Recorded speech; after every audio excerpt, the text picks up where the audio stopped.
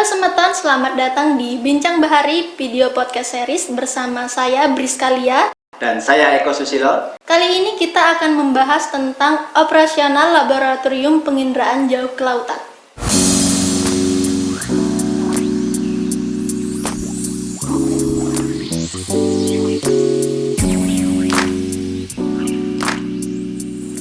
Oke Pak, dari namanya Laboratorium Penginderaan Jauh ke Lautan. Kalau boleh tahu, penginderaan jauh ke lautan itu apa Pak? Baik Mbak Lia. Jadi penginderaan jauh ke lautan ini adalah sebuah teknologi yang terkini yang digunakan untuk melakukan pemantauan bumi yang kita nilai sangat efektif dan sangat efisien. Nah, dalam konteks Indonesia, teknologi ini sangat memudahkan kita untuk memantau kondisi permukaan bumi yang kita tahu ya, permukaan luas wilayah laut Indonesia itu kan sangat luas, dari Sabang sampai Merauke, dan luas lautnya juga sedemikian rupa. Nah, dengan memanfaatkan teknologi penginderaan jauh, kita dapat melakukan pemotretan dan mengidentifikasi sumber daya kelautan dan perikanan khususnya yang ada di perairan Indonesia. Kira-kira itu Mbak Lia. Dan kalau kita bisa istilahnya kategorikan gitu ya, teknologi ini beragam ya. Dari sisi skala ruang maupun waktu ini sangat beragam, dan ini sangat peruntukannya sangat banyak sekali.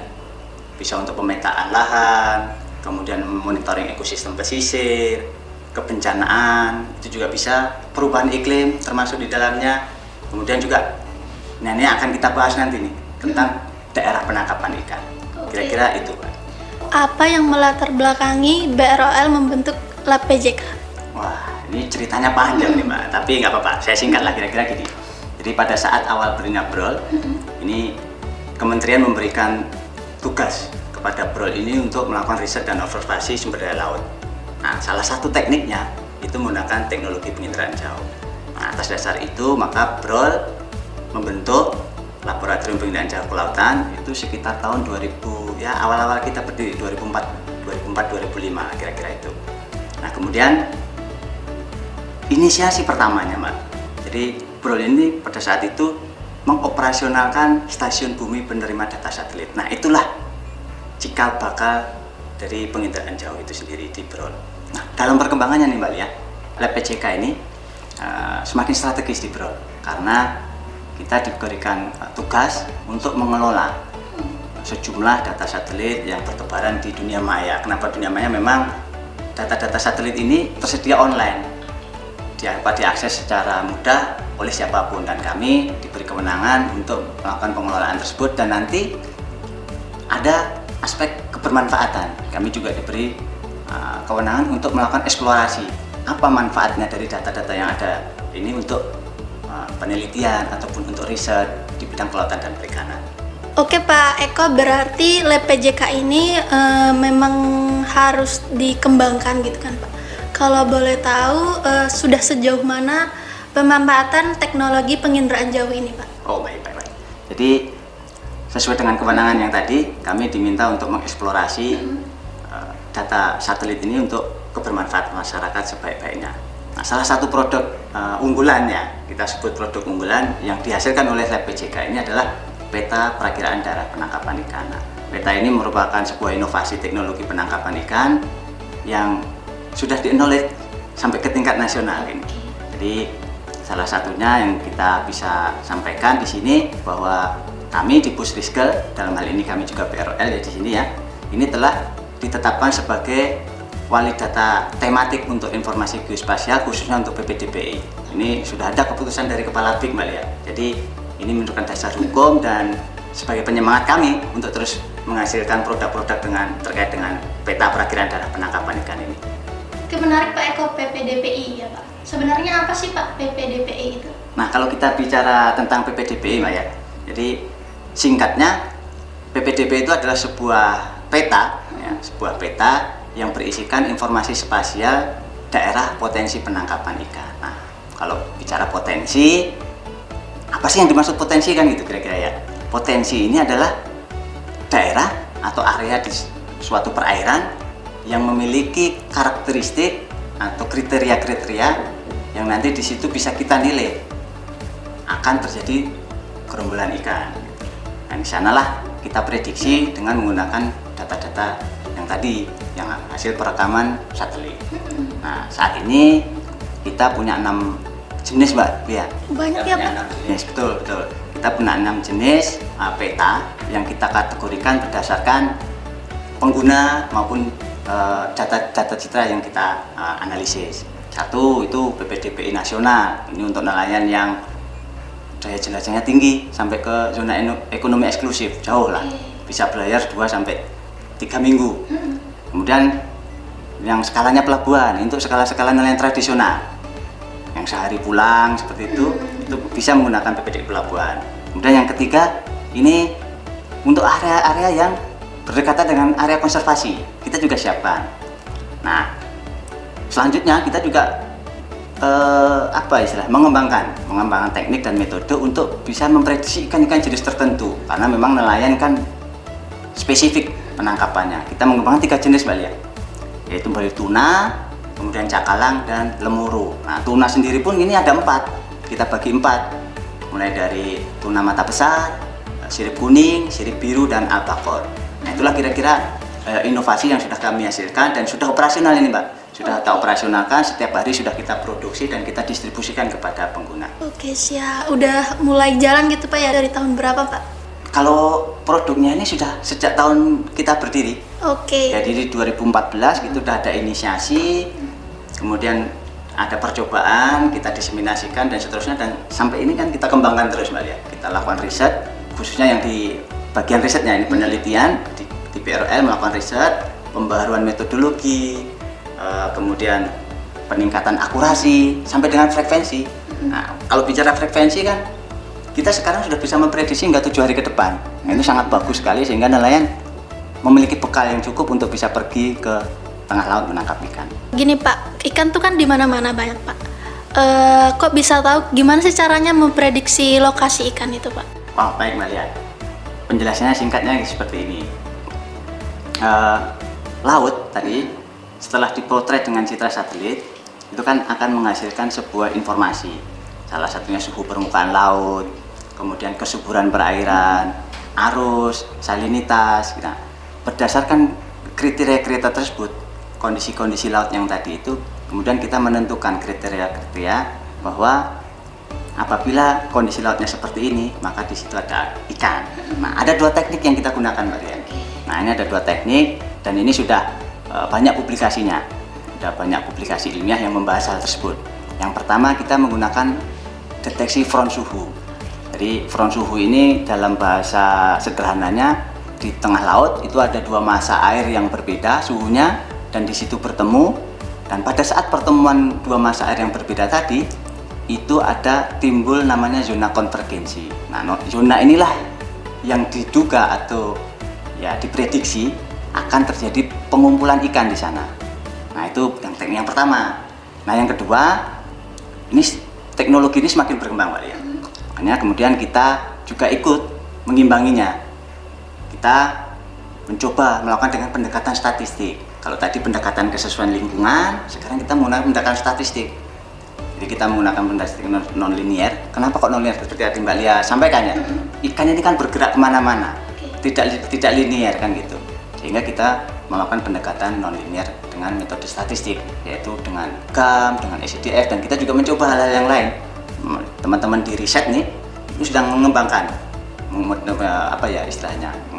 teknik-teknik, metode-metode yang up to date lah kira-kira. Nah, kalau Mbak Lia nanti ada kesempatan searching di Google, itu banyak sekali publikasi-publikasi dari teman-teman kita di sini peneliti yang membahas itu, dan itu yang menjadi rujukan kami di LabPJK untuk menyusun yang tadi, memprediksi daerah penangkapan ikan. Kira-kira itu. Oke, Pak, kalau misalnya ceritanya nih saya nelayan gitu, Pak. Kalau misalnya saya mau akses PPDB itu bisanya di mana, Pak? Wah, gampang sekali, Mbak Lia. Gampang. Jadi kami di LabPJK telah menyediakan teknik atau saluran lah ya, media untuk semua pengguna, termasuk nelayan, termasuk Mbak Lia, mahasiswa ataupun yang lain, masyarakat secara umum. Bagaimana nih? Cukup mudah dengan menggunakan internet ya gitu. Langsung akses ke Sidik. Melalui Sidik nanti di sana pengguna melakukan registrasi, kemudian tinggal mengakses. sangat mudah sekali. Nah yang kedua, kita permudah lagi Mbak Lia. Sekarang kan gadget ini sudah bertebaran lah ya. Nelayan pun sudah menggunakan, tidak hanya Mbak Lia nih, generasi Z ini yang menggunakan gadget ya. Nelayan sudah menggunakan. Makanya itu kami dengan mitra mengembangkan aplikasi namanya Laut Nusantara. Nah di situ juga nelayan bisa langsung mengakses. Bahkan tidak hanya PPDPI Mbak Lia. Kita sudah menambahkan fitur-fitur yang lain yang mendukung kegiatan penangkapan ikan. Misalkan di situ ada estimasi penghitungan BBM, cuaca. Jadi cuaca ini penting Mbak Lia, karena untuk keselamatan ya. Betul. Kemudian harga juga penting Mbak Lia. Karena nelayan kalau udah dapat ikan mau dijual kemana, harganya berapa. Nah itu sudah ada di dalam Laut Nusantara, sehingga nelayan bisa merencanakan kegiatan penangkapan dari awal sampai akhir ini dengan lebih baik. Oke, berarti itu bisa digunakan untuk nelayan-nelayan kecil gitu ya Pak? Betul. Ini kan tadi kategorinya ada beberapa Mbak Lia ya. Ada nasional, pelabuhan, dan seperti itu. Jadi tinggal disesuaikan. Kalau kami nelayan kecil, jarak jangkaunya tidak terlalu kecil, silahkan nanti akses yang pelabuhan. Kalau yang nelayan tuna misalkan seperti itu, silahkan akses yang jenis tuna dan sebagainya. Itu disesuaikan aja sesuai dengan kebutuhan masing-masing. Jadi Pak Eko, sebenarnya apa sih manfaat dari PPDP ini untuk nelayan? Wah, banyak Mbak manfaatnya. Satu, nelayan lebih mudah menentukan daerah penangkapan ikan ya, karena memang kami sudah menyediakan. Di sini loh lokasinya, di situ loh lokasinya, sehingga nelayan langsung saja menuju ke area tersebut. Nah, dengan apa istilahnya? Dengan tujuan yang pasti, nelayan bisa menghemat BBM, karena dia tidak perlu berputar-putar atau berburu atau mencari lokasi yang tidak pasti tadi. Biar nggak buang-buang waktu. Ya betul itu. Yang ketiga tidak buang-buang waktu Mbak Lia, karena dengan area yang sudah pasti, menuju ke sana sudah pasti, hemat BBM dan bisa pulang lebih cepat. Karena tidak perlu bermalam lebih lama, kumpul dengan keluarga waktunya lebih banyak, kan seperti itu. Itu salah satu manfaatnya. Yang berikutnya tentu kami harapkan ya, hasil tangkapannya juga meningkat, karena tadi sudah jelas daerah penangkapannya. Yang selanjutnya, ini karena ada informasi cuaca, nelayan jadi lebih aman dalam tanda kutip ya, karena sebelum berangkat ini sudah dibekali informasi tentang cuaca. Jadi kira-kira itu manfaatnya. Dan kami punya tagline Mbak Lia. Dengan PPDP ini kami di BROL khususnya LPJK berharap ada transformasi budaya dari nelayan ini ya, dari yang awalnya yang saat ini tuh mencari ikan, ini menjadi menangkap ikan. Jadi harapannya ya ke depan dalam jangka waktu yang panjang kesejahteraan nelayan pasti akan lebih baik, kira-kira itu. Berarti manfaat dari PPDP ini banyak banget gitu ya Pak bagi nelayan. Untuk basis datanya sendiri itu kita bisa dapatkan tidak Pak? Tentu.